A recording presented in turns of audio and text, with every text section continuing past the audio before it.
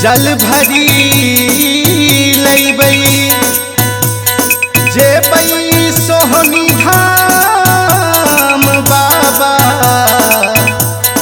सोमेश्वर नाथ के चढ़ैबै। सोमेश्वर नाथ की जय जय हो, सोहनी धाम की जय जय हो। सोमेश्वर नाथ की जय जय हो, सोहनी धाम की जय जय हो। सोमेश्वर नाथ की जय जय हो, सोहनी धाम की जय जय हो। सोमेश्वर नाथ की जय जय हो, सोहनी धाम की जय जय हो। सोमेश्वर नाथ की जय जय हो, सोहनी धाम की जय जय हो।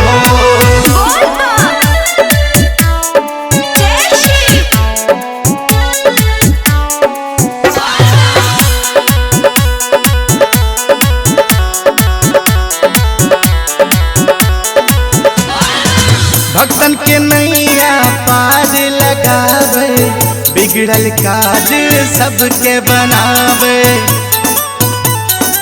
बाबा हो। भक्तन के नैया पार लगावे, बिगड़ल काज सबके बनावे। लक्ष्मीनिया के सोहनी धाम जैबै, सोमेश्वर नाथ पे जल चढ़ेबै। सोमेश्वर नाथ की जय जय हो, सोहनी धाम की जय जय हो।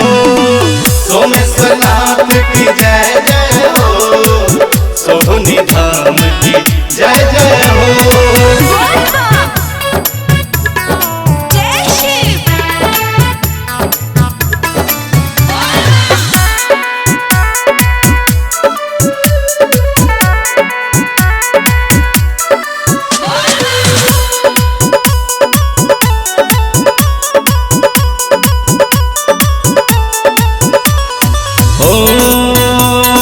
त्र्यंबकं यजामहे सुगंधिं पुष्टिवर्धनम् उर्वारुकमिव बन्धनान् मृत्योर्मोक्षयमामृता।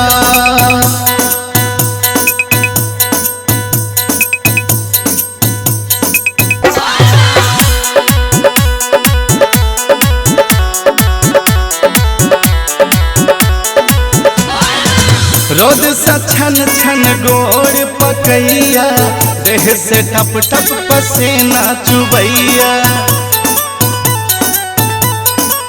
हे बाबा रोज सा छन छन गोड़ पकैया, देह से टप टप पसीना चुबैया। तोहरे कृपा से चलै सब कांवरिया, तोहरे दया से चलै छै गुजरिया। सोमेश्वर नाथ की जय जय हो, सोहनी धाम की जय जय हो। सोमेश्वर नाथ की जय जय हो, सोहनी धाम की जय जय हो। ओम त्र्यंबकं यजामहे सुगंधिं पुष्टिवर्धनम् उर्वारुकमिव बन्धनान् मृत्योर्मोक्षयमामृता।